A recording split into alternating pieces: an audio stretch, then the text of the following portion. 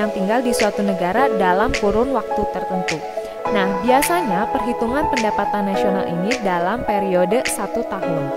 Nah, karena ini keseluruhan jumlah pendapatan yang diperoleh semua masyarakat di suatu negara, jadi semakin tinggi pendapatan masyarakatnya, maka pendapatan nasionalnya pun bisa semakin tinggi. Kita masuk ke pokok bahasan yang kedua.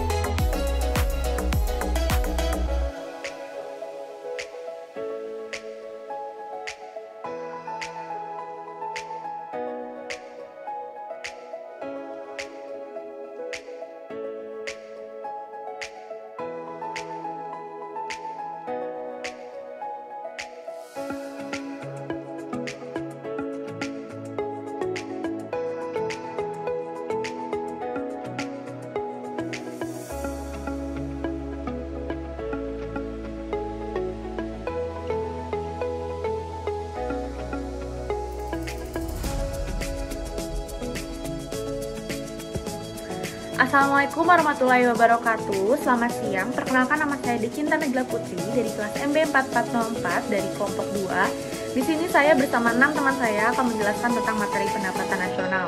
Nah, materi pendapatan nasional itu kami bagi lagi menjadi 5 bagian. Yang pertama ada sejarah, yang kedua ada konsep, yang ketiga ada perhitungan, yang keempat ada manfaat, dan yang terakhir ada faktor-faktor yang mempengaruhi. Nah, tanpa menunggu lama, jadi langsung saja mulai ke pembahasannya. Nah, jadi poin pertama tentang sejarah konsep pendapatan nasional akan dijelaskan oleh saya sendiri. Jadi, konsep pendapatan nasional pertama kali dicetuskan oleh orang yang bernama Sir William Petty yang berasal dari Inggris, yang berusaha menaksir pendapatan nasional negaranya yaitu Inggris pada tahun 1665. Dalam perhitungannya, ia menggunakan anggapan bahwa pendapatan nasional merupakan penjumlahan biaya hidup atau yang biasa disebut konsumsi selama setahun. Namun, pendapat tersebut tidak disepakati oleh para ahli ekonomi modern Sebab menurut pandangan ilmu ekonomi modern, konsumsi bukanlah satu-satunya unsur dalam perhitungan pendapatan nasional. Menurut mereka, alat utama sebagai pengukur kegiatan perekonomian adalah produk nasional bruto atau yang biasa disebut dalam bahasa Inggrisnya gross national product. Nah, yaitu seluruh jumlah barang dan jasa yang dihasilkan tiap tahun oleh negara yang bersangkutan diukur menurut harga pasar pada suatu negara. Assalamualaikum warahmatullahi wabarakatuh. Perkenalkan, nama saya Sherly Auliamanda dari tim 2 dengan NIM 14120. Pada kesempatan kali ini saya akan sedikit memaparkan mengenai konsep daripada pendapatan nasional. Yang pertama yaitu produk nasional bruto. Produk nasional bruto ini merupakan nilai barang dan jasa yang dihasilkan oleh suatu negara dalam setahun, yang mana dinilai berdasarkan harga barang dan jasa yang berlaku di pasar. Yang kedua yaitu produk nasional neto merupakan barang-barang dan jasa yang dihasilkan oleh suatu negara selama setahun setelah dikurangi dengan pemakaian barang-barang modal. Yang ketiga yaitu pendapatan nasional neto, yang mana merupakan pendapatan keseluruhan dari seluruh pemilik faktor produksi barang dan jasa suatu negara dalam satu tahun.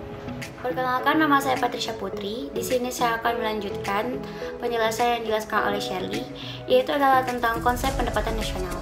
Nah, yang ketiga itu adalah pendapatan perseorangan. Pendapatan perseorangan adalah pendapatan yang diperoleh melalui upah dan juga gaji, serta pendapatan lainnya itu atau hak milik, bersifat sewa, bunga, dan juga transfer.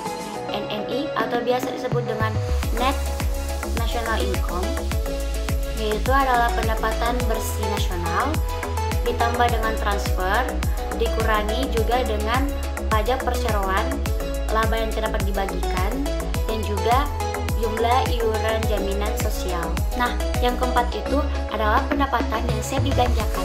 Pendapatan yang siap dibelanjakan adalah pendapatan seseorang yang benar-benar siap untuk dibelanjakan barang-barang maupun jasa-jasa, yaitu pendapatan bersih sesudah dikurangi pajak langsung, yaitu adalah pajak penghasilan. Amanda Sudirman dari kelompok 2 akan menjelaskan tentang perhitungan pada pendapatan nasional. Pendapatan negara dapat dihitung dengan 3 pendekatan, yaitu yang pertama pendekatan pendapatan adalah jenis pendapatan nasional yang diperoleh dengan cara menjumlahkan seluruh pendapatan, yaitu upah, sewa, bunga, dan laba yang diterima rumah tangga konsumsi dalam suatu negara selama satu periode tertentu sebagai imbalan atas faktor-faktor produksi yang diberikan kepada perusahaan. Yang kedua ada pendekatan produksi. Kegiatan produksi adalah kegiatan yang menciptakan nilai tambah. Jadi, pada perhitungan pendekatan produksi hanya mencakup perhitungan nilai tambah pada setiap sektor atau lahan produksi. Cara hitung pendekatan produksi dengan cara menjumlahkan nilai seluruh produk yang dihasilkan suatu negara dari bidang industri, agraris, ekstraktif, jasa, dan niaga selama satu periode tertentu. Nilai produk yang dihitung dengan pendekatan ini adalah nilai jasa dan barang jadi, yaitu bukan bahan mentah atau barang setengah jadi. Yang ketiga, ada pendekatan pengeluaran dengan cara menghitung jumlah seluruh pengeluaran untuk membeli barang dan jasa yang diproduksi dalam suatu negara selama satu periode tertentu. Perhitungan dengan pendekatan ini dilakukan dengan menghitung pengeluaran yang dilakukan oleh 4 pelaku kegiatan ekonomi negara, yaitu rumah tangga, pemerintah, pengeluaran investasi, dan selisih antara nilai ekspor dikurangi impor. Baik, saya Haris Lebih Anugrah. Saya akan melanjutkan materi yaitu tentang manfaat. Manfaatnya yaitu selain bertujuan untuk mengukur tingkat kemakmuran suatu negara dan untuk mendapatkan data-data terperinci mengenai seluruh barang dan jasa yang dihasilkan suatu negara selama satu periode. Perhitungan pendapatan nasional juga memiliki manfaat-manfaat lain, di antaranya untuk mengetahui dan menelaah struktur perekonomian nasional. Data pendapatan nasional dapat digunakan untuk menggolongkan suatu negara menjadi negara industri, pertanian, atau negara jasa. Ada contohnya seperti berdasarkan perhitungan pendapatan nasional, dapat diketahui bahwa Indonesia termasuk negara pertanian atau yang biasa disebut negara agraris. Jepang juga merupakan negara industri, terus Singapura juga termasuk negara yang unggul di sektor jasa dan sebagainya. Di samping itu, data pendapatan nasional juga dapat digunakan untuk menentukan besarnya kontribusi berbagai sektor perekonomian terhadap pendapatan nasional. Misalnya, sektor pertanian, pertambangan, industri, perdagangan, jasa, dan lainnya juga. Data tersebut juga digunakan untuk membandingkan kemajuan perekonomi dari waktu ke waktu, membandingkan perekonomian antar negara atau antar daerah, dan sebagai landasan perumusan kebijakan pemerintah. Terima kasih. Ini saya akan menjelaskan tentang faktor yang mempengaruhi pendapatan nasional. Nah, yang pertama ada permintaan dan penawaran agregat. Jadi permintaan agregat itu adalah hubungan antara permintaan barang dan jasa dengan tingkat harga. Sedangkan penawaran agregat itu hubungan antara penawaran barang dan jasa dengan tingkat harga. Jadi jika terjadi perubahan permintaan atau penawaran agregat, itu akan berdampak langsung kepada perubahan-perubahan pada tingkat harga, tingkat pengangguran, dan tingkat kegiatan ekonomi secara keseluruhan. Jadi kalau ketika adanya kenaikan pada permintaan agregat mengakibatkan kenaikan tingkat harga dan output nasional, lalu mengurangi tingkat pengangguran.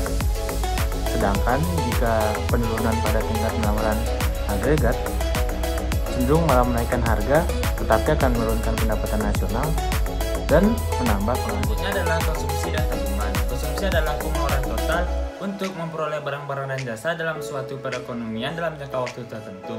Ini biasanya adalah dalam jangka waktu 1 tahun. Sedangkan tabungan atau saving adalah bagian dari pendapatan yang tidak dikeluarkan untuk konsumsi. Antara konsumsi, pendapatan, dan tabungan sangat erat hubungannya.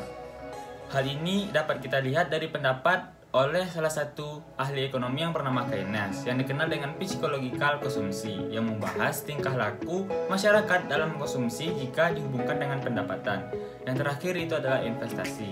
Investasi ini adalah pengeluaran atau pembelanjaan penanaman modal dan perlengkapan-perlengkapan produksi untuk menambah kemampuan memproduksi barang atau jasa yang tersedia dalam perekonomian.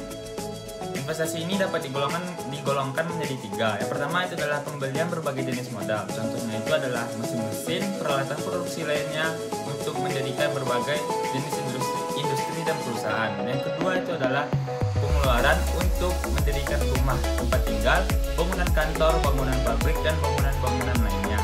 Yang ketiga itu adalah pertambahan nilai stok barang-barang yang belum terjual, bahan mentah, dan barang yang jadi dalam proses produksi pada akhir tahun perhitungan pendapatan nasional.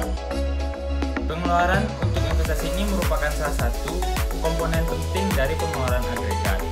Sekian presentasi dari kelompok 2 mengenai pendapatan nasional yang dapat kami sampaikan. Apabila kami ada salah kata, kami mohon maaf. Assalamualaikum warahmatullahi wabarakatuh.